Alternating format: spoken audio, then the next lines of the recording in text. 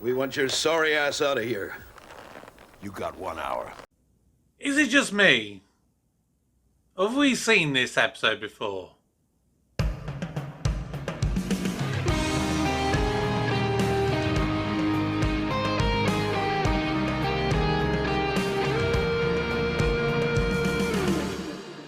Hello everybody, welcome back to the channel. My name's Kevin, I'm a geek. You're watching Kevin the Geek. Welcome back to another Doctor Who review. Welcome to a town called Mercy, not the Gunmen of the Apocalypse, as I mistakenly called it at the end of last week's video.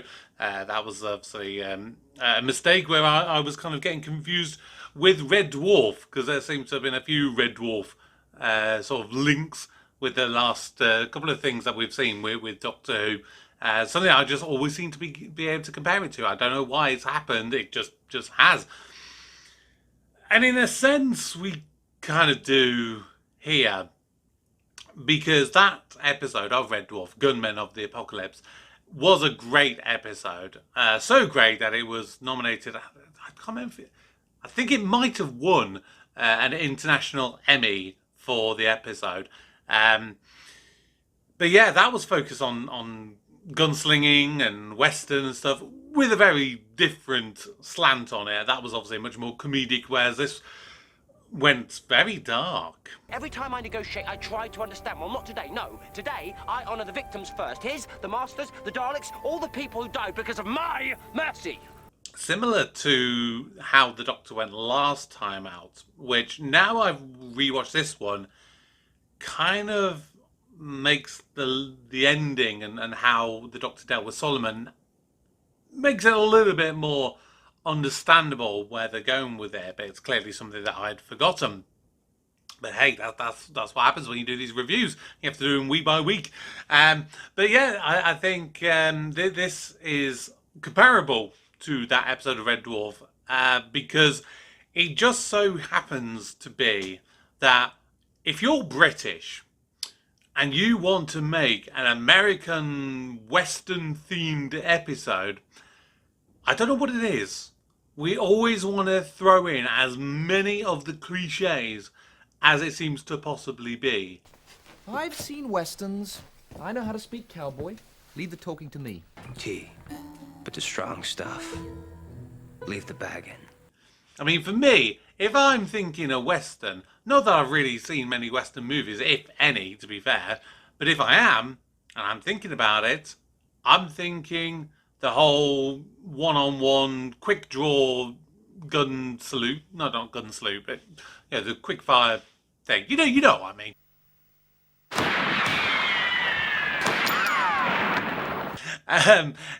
It'll be when you go into a saloon bar and you have people like, all the music stops and everyone turns around staring at you because they're like, oh, who's this new person that's coming to my establishment? Obviously more American than I was doing there.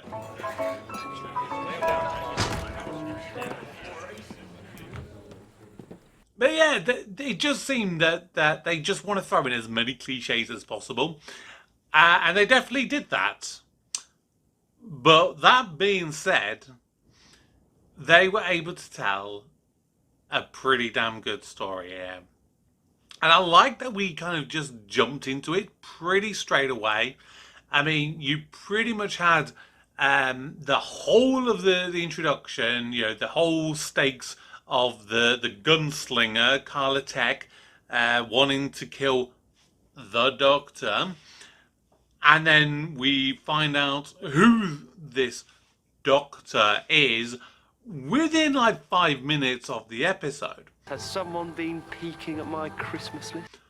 Which is the kind of thing that if you just tell me that, I'd be thinking, that feels like this would be a very rushed episode. But it wasn't. I think the pace was pretty damn good. And the set was pretty damn good. And the costumes were pretty damn good. My one issue, I think, with the set is because they basically went somewhere where it was basically pre-built to a certain extent. They went to like mini Hollywood or mini Western or wherever it was in Spain. It's like, yeah, you kind of have a lot of it built for you already. Yes, you put your little tweaks and bits and bobs in for it, but otherwise, you're just like, man, it is what it is, you know. So yeah, it was a really good set. It really managed to make you feel like you were out west. So I really liked what we had there. But the main focus, of course, with this episode is the fact that you have a situation where it's the opposite of morals and differing of opinions. Do you want me to repent? To beg forgiveness for saving millions of lives? How many died screaming on the operating table before you had found your advantage? And we've kind of had that before with one particular scene in particular from this episode when Carla Jex is in the jail cell in the middle of the night. The gunslinger's given his ultimatum saying, you know, if you don't hand him over by noon tomorrow, I'm going to do what I have to do and kill everybody if ultimately necessary. So the Doctor ends up having this backwards and forwards kind of discussion with Carla Jex. It would be so much simpler if I was just one thing, wouldn't it? The mad scientist who made that killing machine, or the physician who's dedicated his life to serving this town. The fact that I'm both bewilders you. Oh, I know exactly what you are, and I see this reformation for what it really is. You committed an atrocity and chose this as your punishment. Don't get me wrong. Good choice. Civilized hours, lots of adulation, nice weather, but justice doesn't work like that. You don't get to decide when and how your debt is paid. Which is very reminiscent of the Series 1 episode, Boomtown. An episode that I always slated and I never thought that much highly of it. But when I did my review, I liked it a lot more than I remembered. And it's very much the case here. There's certain bits in it that when you really analyse it and you really dig down into the nitty-gritties, it is really damn good. And I think that Adrian Scarborough, who of course plays Carla Jex, he's very good at being very ambiguous. You don't quite know whether he's good, whether he's bad, whether he's an anti-hero, whether he's a villain. And the same could be said with the gunslinger.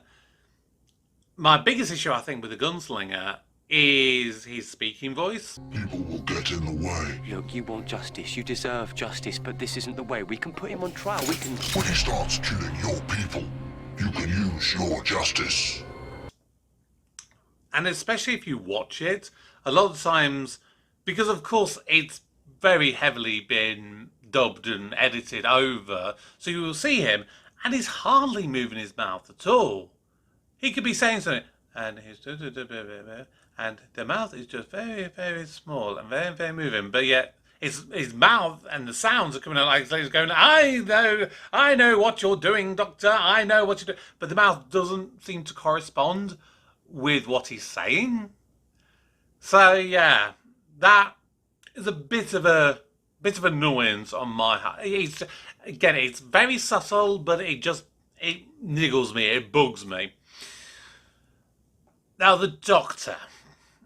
Of course, we mentioned at the start about how he's going very dark in this episode and the one previous. And at least here it gets addressed. Because in Dinosaurs on a Spaceship, and maybe it's because just no one was around to witness it, but here, you know, as soon as he learns what Carla Jex did, which is an atrocity, don't get me wrong, you know, he's experimented on people, turned them into cyborgs to win a war. The reasoning I can understand, the outcome I can't agree with. And that is very much the nuts and bolts of this episode. And I like that Amy and Rory are the two that have that differing of opinion. Look, Jex may be a criminal and, yeah, kind of creepy. And still in the room. But I think we should put aside what he did and find another solution. Another solution. It's him or us. Why don't we start letting people get executed? Did I miss a memo? Doctor, tell him. Amy is very much like, no, it doesn't really matter, we need to save him. Whereas Rory's just like, he committed an evil deed and needs to be punished for it. And it's never as black and white as that. And that comes up a lot. I hear people discussing, oh, should we bring back capital punishment? You know, should we bring back the death penalty for certain types of crimes, for example, whether it be murder or for paedophilia or whatever. And there's never a truly good argument in either way to say absolutely 100% yes, we should bring back the death penalty for that, or absolutely not, that's abhorrent, and absolutely no, we should never, ever, ever, ever, ever do that. There's always going to be that grey area. And a lot of the time the grey area comes down to, well, what if you happen to kill someone for a crime, and then it ultimately turns out many years later that they didn't commit the crime? You know, you can release someone from prison and give them an apology. You can't bring them back to life.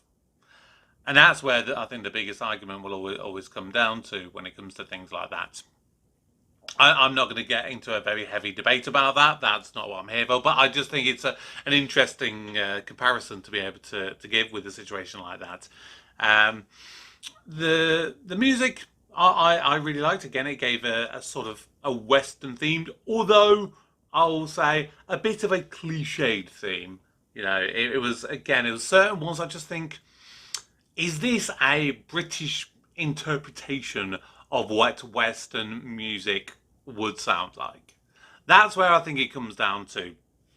I have no issues with it, but I'm pretty sure that there are many people in America who really, really, really love the Western themes and cultures and media that comes associated with it, that could probably hate our interpretation of the Western era.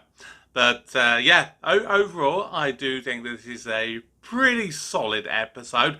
There's not much more I'm going to need to talk about on this one. I'm not going to go into huge great depths with it, but it was fun to watch. It was intriguing, and I loved it. So, if you are new to the channel, of course, what I do with every Doctor Who video is I give it a score out of 100, and I do that by giving 10 categories a score out of 10 to give an overall score, and then therefore a grade, which I will use for rankings and other things. So, these are my scores for A Town Called Mercy.